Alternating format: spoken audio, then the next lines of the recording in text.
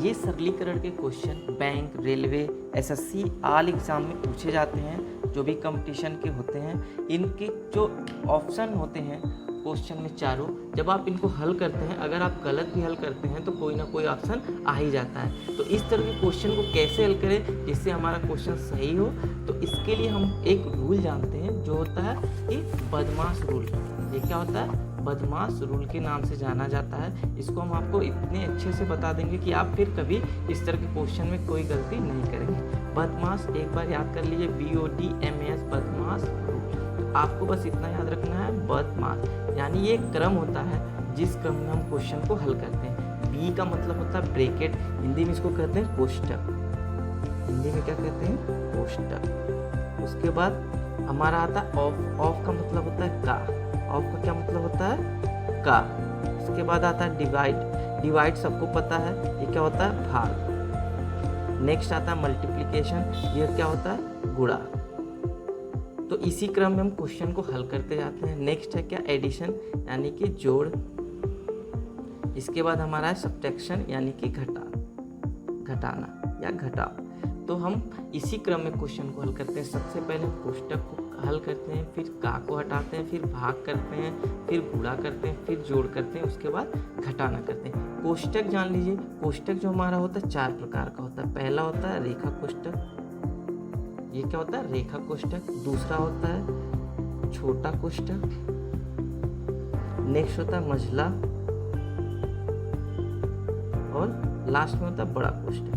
और इसको भी इसी क्रम में हल करते हैं। सबसे पहले हम क्या करते हैं? रेखा कोष्टक को हल करते हैं, उसके बाद छोटा कोष्टक, फिर मंझला और फिर बड़ा। तो हमारा जो कोष्टक होता है ये आपस में ये 4 प्रकार का होता है, और इसको भी इसी क्रम में हम हल करते हैं। सबसे पहले रेखा, छोटा, मंझला, बड़ा।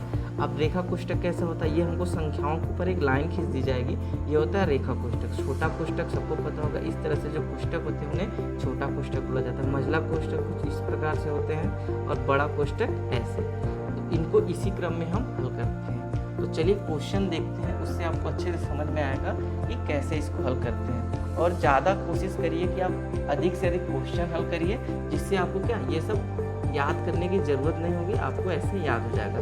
चिन्ह हम देख लेते हैं। भाग का चिन्ह कुछ ऐसे होता है, गुणा हमारा ऐसे, जोड़ प्लस और घटाने का माइनस। इस तरह से अब हम क्वेश्चन देखते हैं। चलिए क्वेश्चन हल करते हैं, एक एग्जाम्पल लेकर के इसको समझते हैं, जिससे आपको याद नहीं करना पड़ेगा, अच्छे से आपको याद हो जाएगा। चलिए पहला एग्जाम्पल है 12 माइनस बड़ा कोष्टक 9 माइनस, फिर मंझला कोष्टक है 6 माइनस 4 माइनस 2.5 माइनस 1.5, फिर छोटा कोष्टक क्लोज हो गया, मंझला और ये बड़ा। इसको हल करने के लिए सबसे पहले हम क्या करेंगे?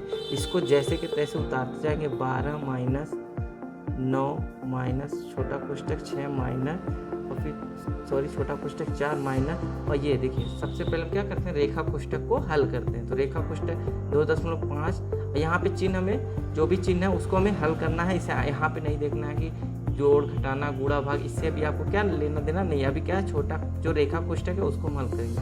2.5 से 1.5 जाएगा, तो ये हमारा बचेगा 1।